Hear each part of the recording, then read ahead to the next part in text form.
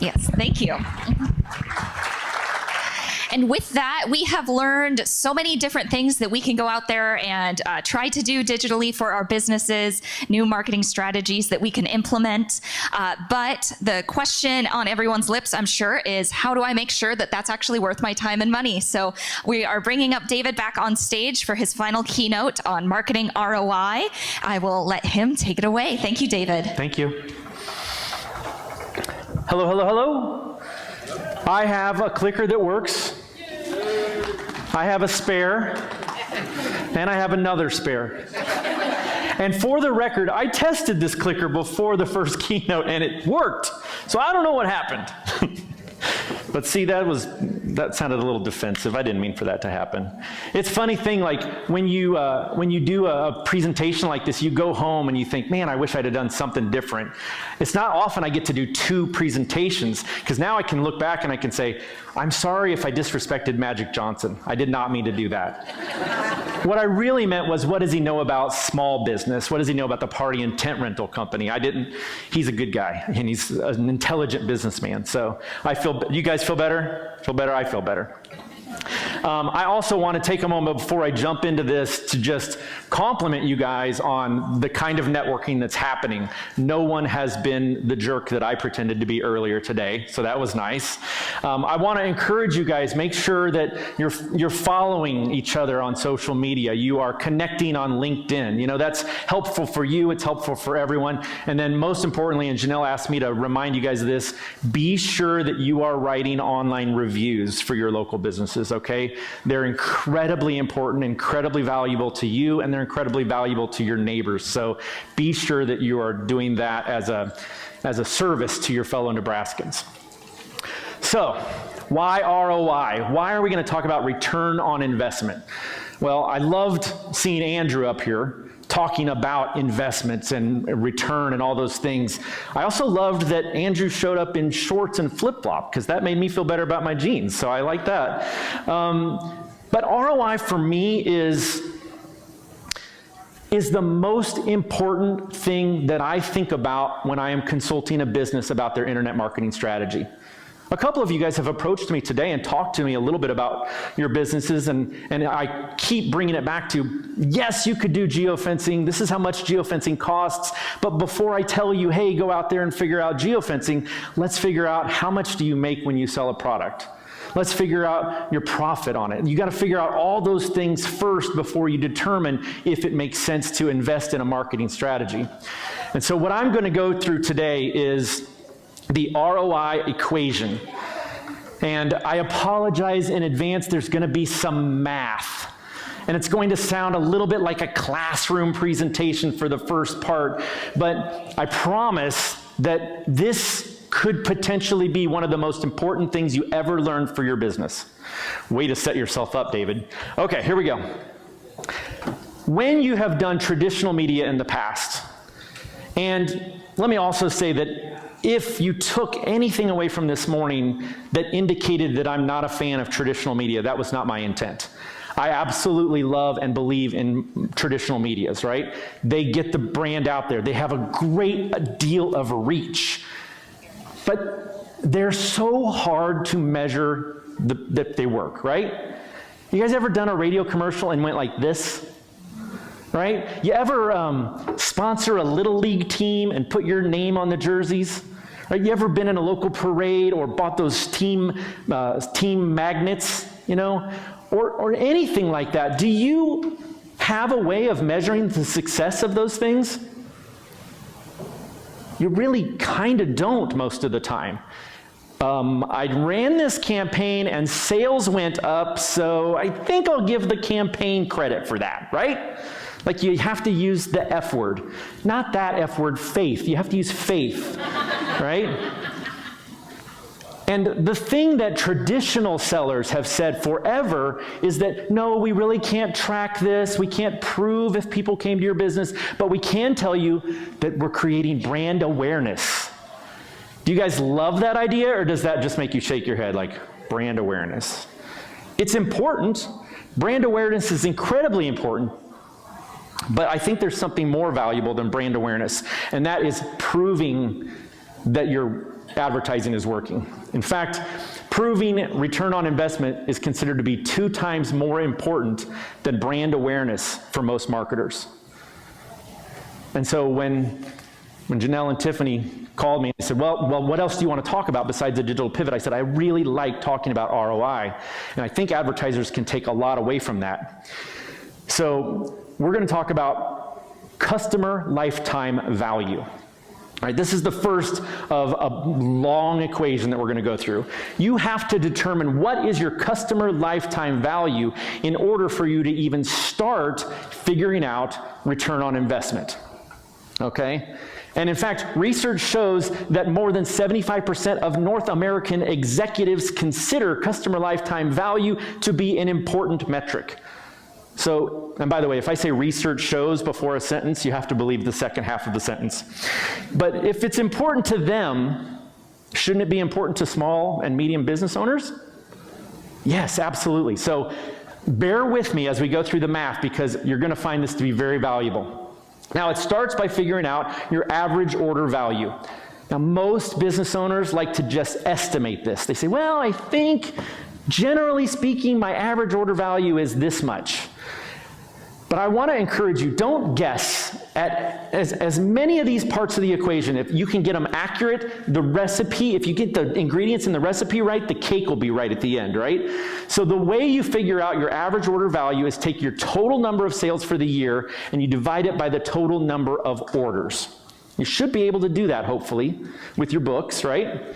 Now, I was working with a gentleman named Buddy, and Buddy owns a business, and Buddy said, hey, I want to go through this process, this ROI process with you. And I said, great, let's do it. I said, can I use those numbers in my next presentation? He was like, sure, whatever. He's a good guy, right? So he is one of those tent and equipment rental companies that I was telling you about. And so Buddy did some math, and he discovered that his annual revenue that year was $2.1 million. And he had 8,700 orders, which made his average order value right at around $241, okay? So that's the start, average order value. Next thing you got to figure out is your purchase frequency. That's how many times a year does a customer buy from you? And he was able to determine that as well by taking the total number of orders divided by the unique amount of customers, and it turned out that his average customer buys from him, or rents from him in his case, 2.9 times a year. All right, now if you're trying to take notes super fast, good for you, but I am going to give you this deck at the end, and I'm going to give you some shortcuts too. So now we've got customer value by dividing AOV by time, or multiplying AOV times purchase frequency. So for Buddy, that came out to $699. That is his customer value. But that's not where we want to stop, right? We wanted to get to customer lifetime value, which means you have to figure out how long is a customer loyal to you, right? How many years does this customer buy from you? For some of you guys, it's just once, right? Just one purchase and then they're done, and you hope they tell all their friends. For some of you, it's over and over and over, right? You're dressing, what'd you call it? A pourable? I like that. Like, you can use it for ketchup. You want them to keep buying it over and over and over, right? This is maybe the hardest one for you to figure out accurately. Even Buddy told me, he's like, I don't know, David. Sometimes I'll have somebody rent a piece of equipment from me and then I'll never see them again. But I also have customers that have been renting from me for 15 years.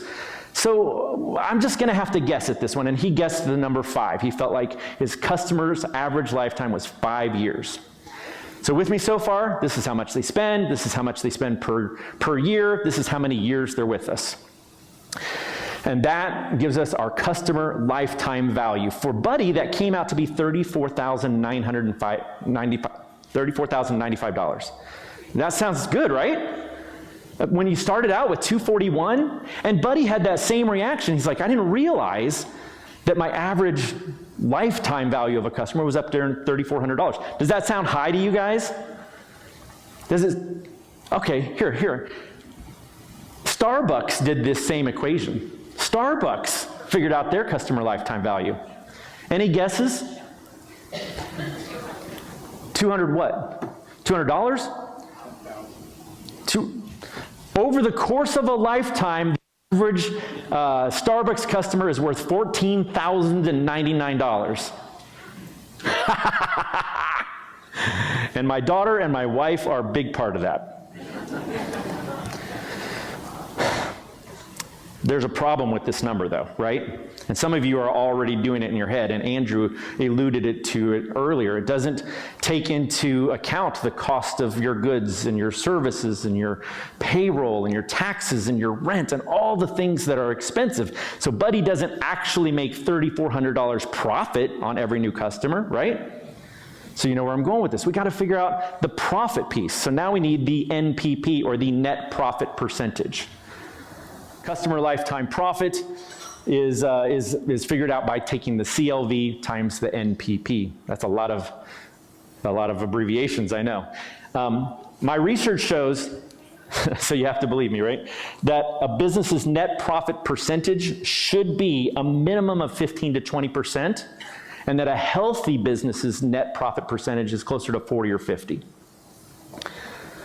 So I don't know what yours is, but Buddy, who rents equipment instead of sells equipment, had a real hard time with this.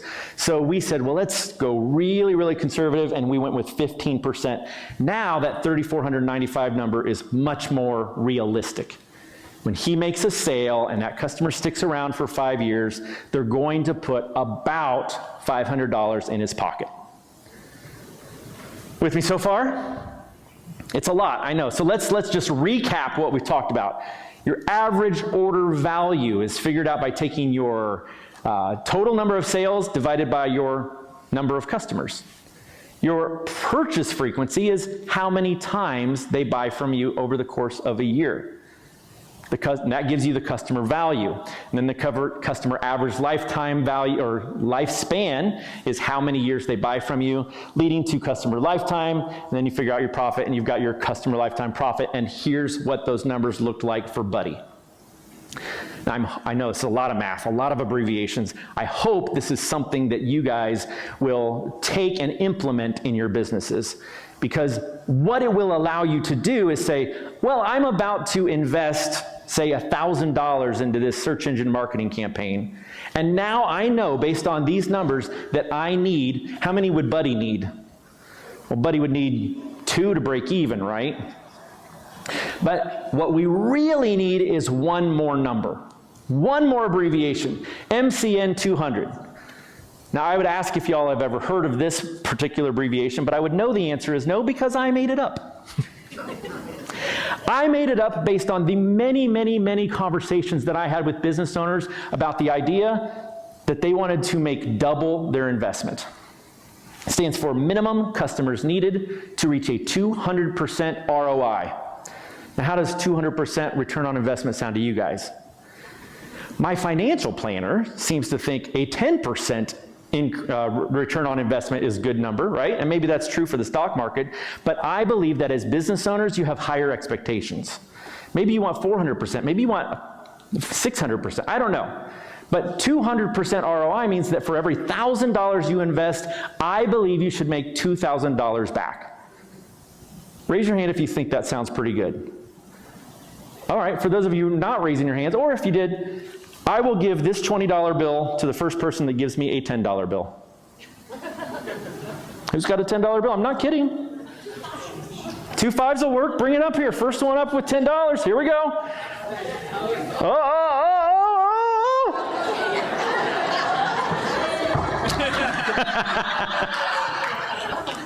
Where did he come from? I saw this guy coming, but man, he came out of nowhere.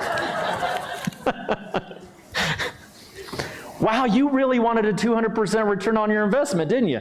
If I did it again, would I have more of you? Have I made my point? Like, I know that most business owners want to make a fortune on their advertising campaigns. I want that too. But I truly believe that you should set a minimum expectation so that you can say, for every $1,000 that I invest in any marketing campaign at all, whether it's digital, whether it's geofencing, SEM, social media, whether it's an outdoor billboard. These guys sell outdoor billboards, right? Whether it's TV, radio, whatever it is, you should be able to make twice your money. So that means that Buddy has to get about 4 customers for every $1,000 he invests in marketing. Which, by the way, not hard. we blow that number out for Buddy. In fact, we put a stretch goal in place for 400% for him, right? So all we got to do is get him 7.5 or 8 customers every month for him to be incredibly happy with his investment. So I'll put that up there for you one more time, because I really want it to catch on and spread out. Be sure and copyright David McBee, MCN 200. 200% return on your investment. Now, my question to you is this. I was really hesitant to do this presentation because of all the abbreviations and all the math. That's not terribly fun. I can see from your faces, you're like, wake me up, David. And some of you were taking notes, but what if there was an Excel spreadsheet out there that did all the math for you? Yes, please? So I created this, and basically all you got to do is fill in the yellow fields with your business's numbers, the red field with the amount that you want to invest into your campaign, and then it will spit out your MCN 200 number and an MCN 300 number and a 400 number. Here's what it looked like for Buddy. So that's all the stuff we just did. You guys like that? Do you want it? Yes? All right, here's my Venmo. Send me $10 and I'll send it to you. I'm totally kidding. But I'm not kidding about this. Get your phones out right now. Shoot me an email. David@davidmcbee.com. Just put ROI in the subject line and I will send you this document. Right now, it's totally okay for you to get your phones out. And while you're doing that, I'm going to tell you a quick story. One time I was doing a presentation and there was a guy in the front row on his phone the whole time. And I had it. I was feeling so disrespected. I was like, hey Tanner, while you're on your phone there, be friends with me on Facebook. Maybe then you'll care what I have to say. I needed a Snickers real bad that day or something.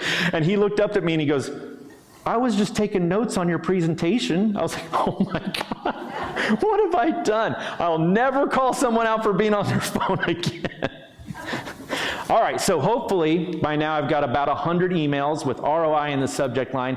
I'll send you that calculator, and I really, really, really want you to use it. I want you to make sure that when you sit down with your marketing firm or your marketing person, that this is the standard you hold all of your advertising campaigns up against. Now, what if you're not getting a 200% return? What if you need 5 customers to get 200% return and you're getting 4? Well, you're still profitable, right? And to Wesley's point, he was talking about you could even lose money on a campaign, but the benefit that you get from those Amazon reviews can benefit you further in the future, right? So this isn't a hard rule, but it is an incredibly good way of measuring your return. Now, this isn't a conversation we could have had 20 years ago. You really couldn't measure the exact impact of a campaign before digital came along. But tell me if you agree with this. One of the best things about digital is being able to have something tangible at the end of the month and say, this is what it did, right? These are the sales numbers. These are the clicks. This is the web traffic. These are the things that we love. And so now I'm going to go through all the ways that we can measure the impact of digital campaigns, starting with the classic CTR, or click-through rate. We talked a little bit about that this morning, right? So if a campaign is getting a click-through rate that is above average, that's a good indicator that it's working. But what it's really saying is that people are clicking on your ads, you're targeting the right metric, you're targeting the right market, you're showing the right message, and people are clicking it. That means it's actually working, right? The next tactic that we can measure is something called view-through. Now, view-through is one of those display metrics. Remember what I said the click-through rate of display was, 0.1%? I think about that sometimes. I think only 1 in 1,000 people clicked on the ad. Does that mean the other 999 were a complete waste? No is the right answer, right? Because we see the ad. Let's say you were interested in a swimming pool and you saw Paula's Pools ads showing up, but you were busy. You were reading about hiking. You were checking the weather. You were doing other stuff. But then your wife comes to you later and says, hey, you know, you're getting that big sales bonus. Let's put that into the pool we've always wanted. What's going to pop into your head? Paula's Pools. Now, here's my question. You have to go find Paula's Pools. Do you surf the web hoping to see her display ad again? No, who would do that? That's like going to your mailbox hoping for an auto repair ad so that you can find an auto repair company. No, you're just going to go straight to Google, you're going to type in Paula's Pools, and you're going to go to Paula's website. You might even remember that it was paulaspools.com and go directly there. Well, digital technology, if prepared properly, can attribute that visit to the website to the person who saw the ad, even if they didn't click on it. Because basically what we know is this: we delivered an ad on this device, and then one of the devices that's cross-device matched to this device, whether it's a laptop or a tablet, went to paulaspools.com. And so now we can tell Paula, hey, yeah, that guy didn't click your ad, but he did come to your website. Website engagements is another one. That's a really important one. Do you have particular pages on your website that you want people to visit? Does everyone go to the home page and then leave? Or do they go to the home page and then go to a deeper page and a deeper page? They stick around, they do some research on your website. Are they looking at your most profitable products and services? Website engagement is a really cool way of measuring the impact of a campaign as well, especially form completions. If you have a form on your website that captures leads, that's a really good one to measure. And then, of course, there's phone calls. And you can put a call tracking number on your website and measure all the phone calls that come from your digital campaigns, or you can put dynamically inserted call tracking numbers that are specific to the different campaigns. Or said another way, somebody clicks your Google AdWords ad, they go to your website, they get a brand new phone number that's not your normal phone number. It'll forward to your phone number, but you can actually attribute that phone call to that click. So if you're not doing that, call tracking. Hey Josh, what's the company we use for call tracking? Call Tracking Metrics. Call Tracking Metrics, that's a really clever name. We won't have any trouble remembering that, but that's a really good way of measuring the impact of your campaign as well. Also, that company allows you to record the calls, so you can literally listen to them and see if they're garbage calls, spam calls, or actual clients. And then of course, foot traffic.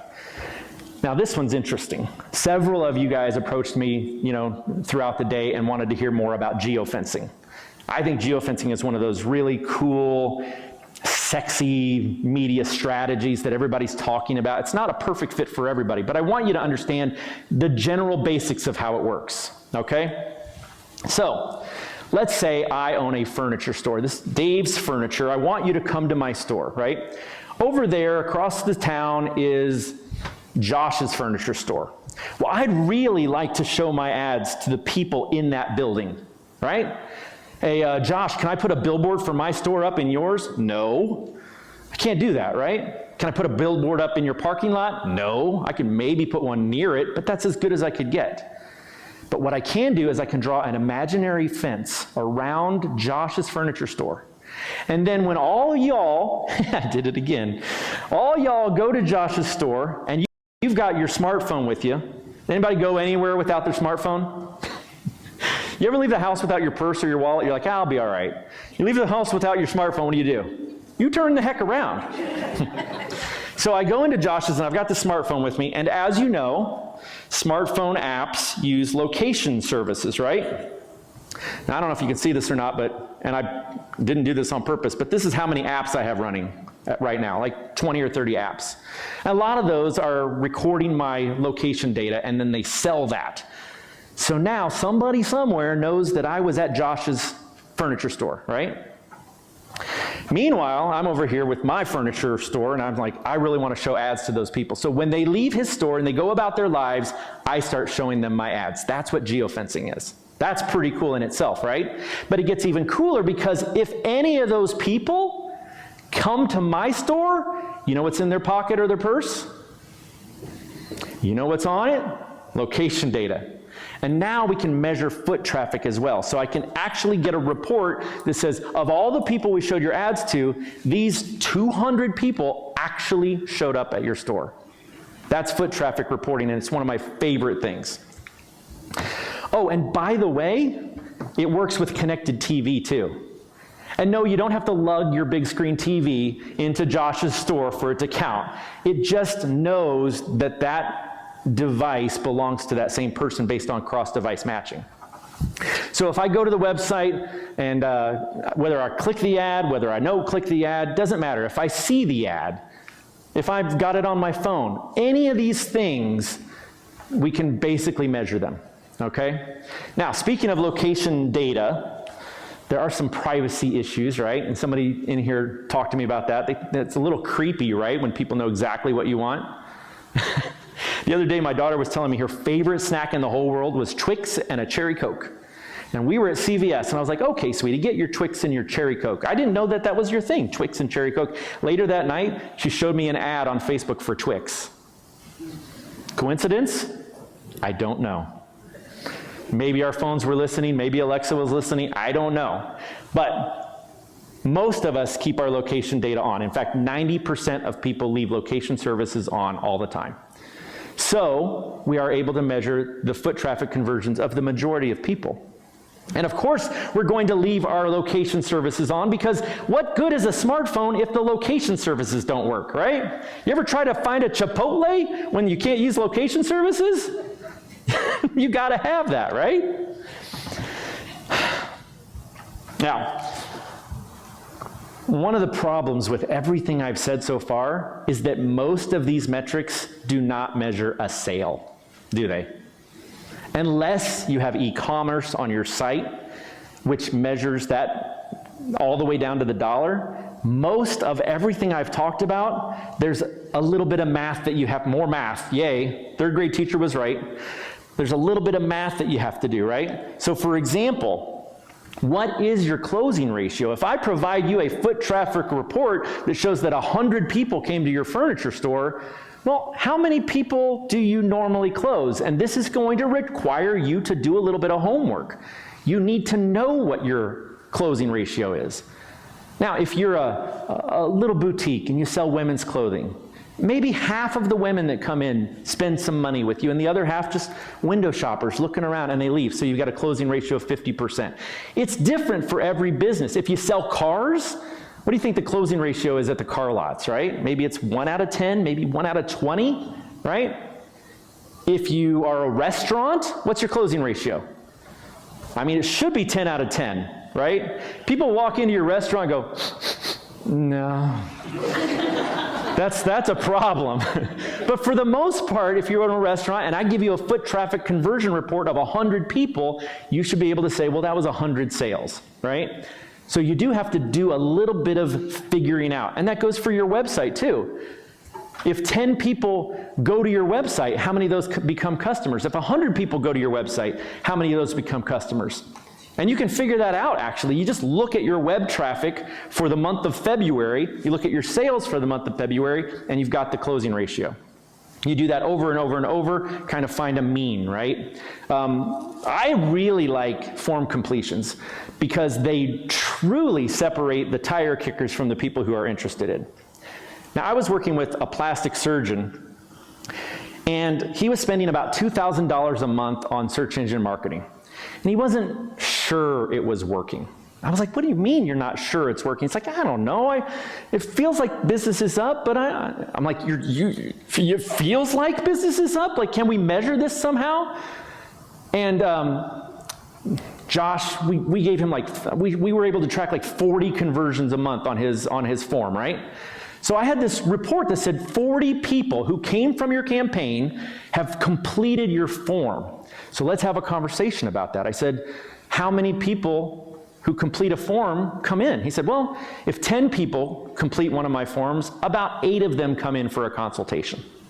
I said, okay. How many of those become patients? A couple. So for every 10 form completions, you get about 2 patients. Would you agree that's about right? He goes, yeah, that sounds right. I said, so we drove 40 form completions. If my math is right, that means you got 8 new patients. Now, what's your customer lifetime value or your customer lifetime profit of a patient? And we had already determined that it was $4,000. Now, 4,000 times 8 new patients was a lot more than the $2,000 investment he was putting into the campaign. Am I right? Shouldn't he have been really happy? Shouldn't he have been paying me more for my services? Like, I was consulting, he was like, but he wasn't even that happy. And we got down to it, and really, He just thought that a $2,000 campaign was going to make his phone ring like crazy. He just thought that a $2,000 campaign was going to book him out months in advance. But when we did the math, when I showed him, yes, your 2,000 campaign is absolutely, positively providing a return on investment, even if it's not the numbers you expected, we never had to have that conversation again. The conversation shifted from, is it working, to how well is it working? And of course, we worked hard to get more than 40 form completions and really effectively do that. And to this day, the guy is still investing in Google AdWords and is a big fan of that particular process. But again, it really comes down to expectations. Now, there's one more problem with all of this. We used lifetime value of a customer. That means sometimes you have to wait for the revenue, right? There's even a term in our industry called lagged revenue, and it's this idea that you made a sale, but you have to wait for that person to become a long-time loyal customer before they're actually worth that customer lifetime value number, right? And so I'm telling you that because some of you are already thinking it, right? It's like, okay, Buddy's going to invest in this campaign. He only needs 8 customers, but those 8 customers had better stick around for 5 years for it to really work, right? Or if you use my MCN 200 number, is Starbucks going to invest $7,000 to get one new $14,000 customer? No, they're not actually going to do that. So you have to think about lagged revenue. And for me, that means that you probably should be prepared for the campaign to be a little painful at first, right? And these are just numbers that I made up, but imagine you invest $1,000 in a campaign, you get 3 new customers out of it, but that month they only provide you about $300 in profit.